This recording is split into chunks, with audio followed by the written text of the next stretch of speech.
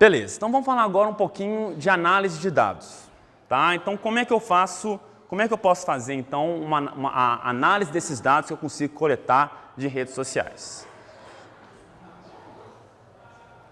Isso aqui são alguns termos que vocês, né, vão deparar em artigos científicos, em tutoriais, minicursos que lidam com análise de redes sociais. Né? Data mining, machine learning, knowledge discovery, analytics, big data, data science, etc. Né? Hoje está muito popular, esses termos estão muito populares. Mas nada mais é do que estatística mais matemática mais ciência da computação. Tá? Então, são termos para encapsular vários desses conceitos já presentes em estatística, matemática e ciência da computação. Tá? Então, vamos ver aqui rapidamente, né, como é que a gente pode fazer uma análise de dados interessante. Então, nesse link aqui, tem dados sobre 25 mil crianças de 0 a 18 anos de Hong Kong. Tá? Então, se vocês forem nesse link aqui, vocês conseguem baixar esses dados. Que dados são esses? É um arquivo TXT, tá? Em que eu tenho uma coluna com o índice da pessoa, então tem a pessoa 2, a pessoa 13, etc. Tem a altura da pessoa em polegadas, né, 69,80 polegadas, etc. E tem o peso em pounds, em libras, né, dessa pessoa. Então, você tem essa informação. O que de interessante eu posso fazer? Né? A primeira coisa que a gente faz, quando a gente lida com esse tipo de dados, é tentar ver o que é que está acontecendo ali. Né? Que dados são esses? Então, a gente plota o histograma, a gente vai desenhar um histograma. O que é esse histograma? Né? Tem aqui a altura em centímetros da pessoa, né? Aqui já converti para centímetros, então aqui 150 centímetros a 2 metros. E eu tenho aqui, por exemplo, né, a altura mais frequente é a altura, provavelmente, de 1,75 m. Eu tenho aí cerca de 2.000 pessoas que têm essa altura de 1,75 m. Tá? Então, a primeira coisa que eu vi, tem esse comportamento. E aí, como esse comportamento é muito bem definido, né, para esse tipo de comportamento que é bem definido, eu tenho algumas fórmulas matemáticas que conseguem descrever ele bem. Nesse caso aqui, eu tenho essa curva aqui em vermelho, que explica muito bem esse comportamento. Isso aqui é uma equação matemática, né, que vai me dar mais ou menos a probabilidade de ter uma pessoa ali com altura 1,50 m, com altura 1,80 m, né? E para o peso é a mesma coisa, a curva é bem parecida, né? Então, está aqui essa curva em formato de sino, mais ou menos, e eu tenho também uma equação ali para representar isso muito bem. Essa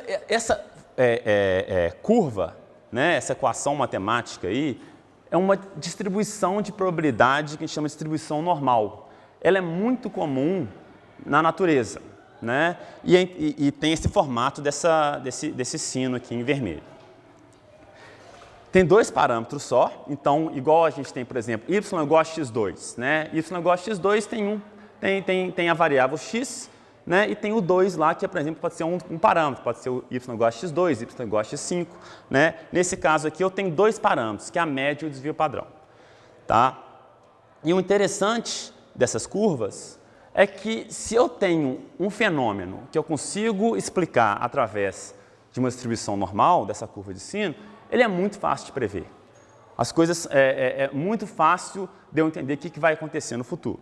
Por exemplo, por que as empresas aéreas elas costumam vender mais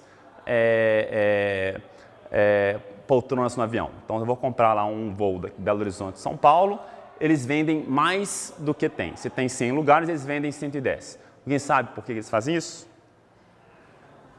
Eles fazem isso justamente porque eles viram que o comportamento, né, que o histograma, né, que a distribuição de pessoas que chegam lá no aeroporto para fazer o check-in segue mais ou menos essa distribuição aqui. Né? Ela segue uma gaussiana. Se segue uma gaussiana, então eu vou saber mais ou menos qual que é o máximo que vai chegar. Olha, normalmente vai chegar lá, né, se eu vendo 120, normalmente vai chegar 110, por exemplo, ou então vai chegar 98. Eles sabem qual que vai ser o esperado e sabem que vai ser muito difícil chegar a um número de pessoas que vou ter que deixar, né, alguém sem viajar. né? Então, como é fácil de prever, eles conseguem fazer isso. Porque sempre vai chegar, se estão 100 lugares, vão chegar 80, 90, 110. Nunca vai chegar, por exemplo, 1 milhão de pessoas, né? Então, eles sabem que então, eu consigo prever, eles conseguem vender, né, a mais. Joia. Justamente por isso, o desvio padrão, né, que a gente tem aqui, então nessa curva, em vermelho aqui, está o valor médio. Então, o esperado está aqui, ó, 1,75 m, mais ou menos, né, 1,73 m, na verdade. E aí eu tenho o desvio padrão que vai indicar o quão distante um valor está do esperado, quão difícil chegar a um valor, né, um determinado valor nesse meu fenômeno. Por exemplo, se eu tenho nessa distância aqui de um desvio padrão, 64% dos valores estão aí, né? 84% estão a 2 desvios padrão e 95% dos valores estão a 3 desvios padrão. Então, eu tenho 2,5% de chance só de eu encontrar uma menina em Hong Kong com mais de 1,90 m. Tá? Então, você consegue dizer inferir esse tipo de coisa. Tá? Então, a predição é fácil e, principalmente, várias situações reais podem ser representadas por essa curva gaussiana. Se eu coloco, por exemplo, aí outra forma de analisar esses dados, né? Se eu coloco num gráfico, por exemplo, cada bolinha aqui é uma pessoa. Aí eu vou colocar no eixo X a altura dessa pessoa. Então, essa pessoa aqui, ela tem mais ou menos 1,70 m e ela pesa absurdos 39 quilos. Né? Então, essa pessoa daqui. Essa pessoa aqui, por exemplo, ela mede 1,90 m e pesa aí na faixa de 76 quilos. Então, eu consigo ver cada pessoa nesse gráfico daí. O que mais que eu posso fazer, então? Já que eu vi isso aí, eu posso criar modelos para verificar se eu dou um peso para você, qual que é a altura dessa pessoa? Se eu dou a altura dessa pessoa, qual que é o peso dela? Eu consigo pensar num modelo que vai me dizer isso aí. Por exemplo, se eu fizer uma regressão linear simples aqui, eu vou encontrar essa reta, né? E essa reta aqui vai me dizer mais ou menos, ó, olha, se eu te dou 1,90 m, essa pessoa provavelmente vai ter aí na faixa de 66 quilos. 1,70 m, essa pessoa vai ter aí na faixa, né, de 53 quilos, por exemplo. Tá? Então, é uma maneira da gente tentar entender esses dados. Joia. Só para finalizar essa parte, vamos pensar num problema, né? Então, eu tenho esses dados dessas pessoas em Hong Kong e tenho também os dados sobre pivôs, né, aqueles caras grandes que jogam basquete, né, os pivôs da NBA, que são os maiores ainda, né, são maiores ainda. Então, o estagiário foi lá e misturou todo mundo. Né? Tinha lá 2 arquivos, aí sem querer ele misturou os 2 arquivos e tá lá, as pessoas tem pivô da NBA lá e tem menina de Hong Kong. O que eu vou fazer? Né, eu quero separar isso aí. Como é que eu separo isso daí? Então, mais uma vez, né, o que a gente pode fazer?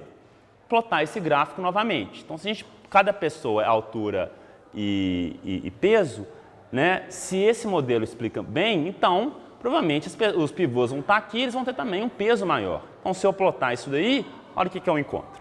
Né? Então, o encontro está bem separado aí, né, a priori, o que a pessoa, o que é pivô da NBA e o que é cidadão de Hong Kong.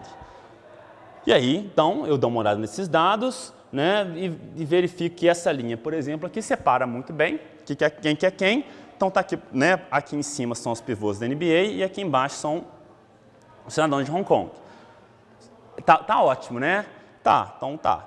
Mas na hora que eu olho os dados, né, de novo, o que aconteceu? Ó, separei muito bem, mas ainda encontrei um ponto aqui, né, que eu achei que era cidadão de Hong Kong, mas esse cara aqui é um pivô da NBA, que eu errei na minha classificação. Tá?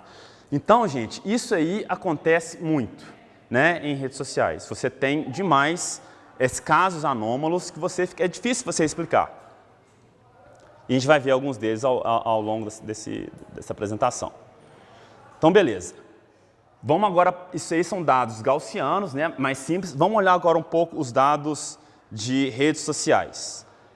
Primeira coisa, aí uma sugestão para vocês. Se vocês querem analisar dados de redes sociais, um pacote que eu sugiro é esse pacote NetworkX para Python. Então, é gratuito, instalou, pode começar a usar. Aí vamos considerar, então, esses dados aqui, que são pesquisadores que publicaram artigos juntos. Então, aqui eu tenho o José, né, e o João, eles publicaram um artigo em 2009, o Carlos e o José publicaram em 2005, e assim por diante. Aí eu quero, então, montar essa rede social e começar a analisar esses dados. O que eu vou fazer?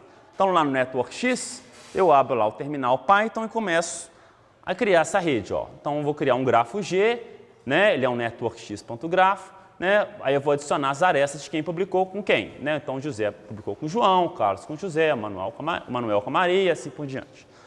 Aí eu vou criar a rede. Então, no primeiro ano do SBRC, né, que é esse arquivo que a gente está olhando, o SBRC é uma conferência de redes de computadores, tá? Então, essa rede que eu tenho, isso aqui é uma rede real, tá? Então, a rede realmente do SBRC do primeiro ano foi essa aqui. Eu tinha esse artigo aqui com 4 pessoas, tinha um artigo com 3 pessoas, um outro artigo com 3, né? E tinha essas 4 pessoas que publicaram sem ninguém. Aí, no segundo ano, esse era o SBRC, né? No terceiro ano está aqui, e no ano 10, né, está aí, e no último ano, essa é a rede do SBRC. Notem aqui, gente, só para já adiantar, que eu tenho, cada cor representa um estado do Brasil. E eu tenho, dá para ver claramente que eu tenho, né, pesquisadores aqui de verde juntos, pesquisadores de cinza juntos, pesquisadores de vermelho aqui juntos, né, então já começa a ver um pouco de padrão nessa rede. Beleza, agora o que a gente pode olhar então de interessante? O nó não tem altura, não tem peso por enquanto. O que nó tem que é fácil de a gente olhar de cara? O grau. Né? Então eu consigo ver quantas, né, com quantas conexões tem cada vértice. Por exemplo, nesse grafo aqui, simples, né, o nó V ele tem 1, 2, 3, 4 conexões. Né? Então o grau desse nó V é 4. O nó U ele tem 2 conexões, então ele publicou artigo com 2 pessoas, então o grau dele vai ser 2. Né? Então a gente pode começar a ver esse tipo de coisa.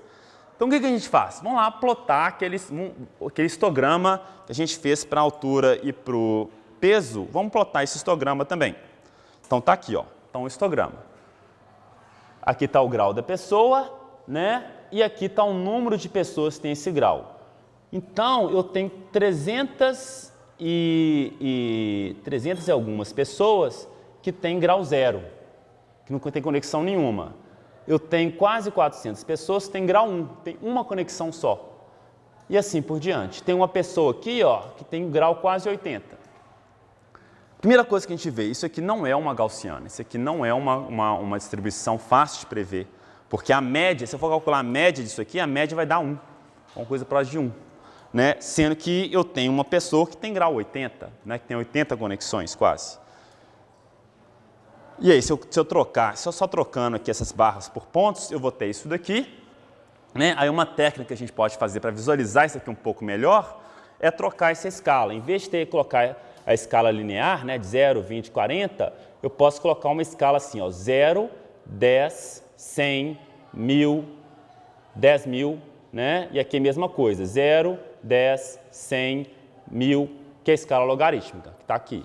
Né? Então está aqui o 10 a 0, o 10 a 10, né? 10 a 2. Se eu ploto isso em escala logarítmica, tanto no eixo x quanto no eixo y, olha o que eu estou vendo. Esse comportamento, que já é mais fácil de entender o que está acontecendo. Né? E muita gente costuma, né, tentar colocar uma linha nisso aí, que é mais ou menos isso aqui. Ó. Né? Então, se eu consigo colocar uma linha nisso aqui, há um indício que isso aí é uma distribuição do tipo lei de potência. Que distribuição que é essa? É uma distribuição que sugere que esse fenômeno, né, ele é muito difícil de prever. Principalmente porque a maioria dos meus elementos, dos meus dados, eles vão ter valores bem marginais. Igual está aqui, o grau vai ser 0 e 1 para a grande maioria, mas vai ter gente com grau 80. Nesse caso aqui, se eu expandir para uma rede maior, a maioria vai continuar sendo 0, 1, 2, mas vai ter lá um que vai ter grau 1000, 10.000, isso aí pode explodir para 1 milhão. Então é difícil de eu prever. Né? E essa aqui é uma característica fundamental de redes sociais. Em rede social você vai ver isso aqui o tempo inteiro. Né? Aí fica difícil da gente prever o que vai acontecer. Por exemplo, isso aqui é na rede social do Flickr. Então, quem postou foto com quem? Né? Aí você tem gente aí com mais de 10.000, né? Mais de 1.000 aqui. né? Aqui é quem comentou na eleição do Irã no Twitter. Então, tem uma pessoa aqui, ó, que fez mais de 10 mil comentários, enquanto a maioria fez 1 ou 2 comentários sobre as eleições no Twitter. Aqui é a própria web, né? As páginas na web. Então, eu tenho uma página que tem link para ela, né? O Google, por exemplo, tem quase 1 milhão de páginas apontando para ela. Né? Enquanto a maioria, né? A minha página tem poucas páginas apontando para ela. Isso aí é um padrão frequente em vários sistemas. Por exemplo, aqui, em palavras em um livro. Então, se eu pego um livro e vou contar as palavras, você vai ver de, você vai ver eu, você vai ver você, né, 1 milhão de vezes, mas aquela palavra mais específica você vai ver poucas vezes. E assim por diante. Né, cadeia de proteínas, ligações telefônicas, né, vendas de livros e assim por diante. Então, esse aí é um padrão muito comum hoje em dia, que a gente está analisando. E aí, é essa característica, a regra do 80-20. Né? Então, eu tenho aqui, por exemplo, uma cauda muito longa que pode ter resultados, né? São poucas pessoas que têm valores muito altos, enquanto a grande maioria das pessoas, das entidades, tem valores marginais. Beleza.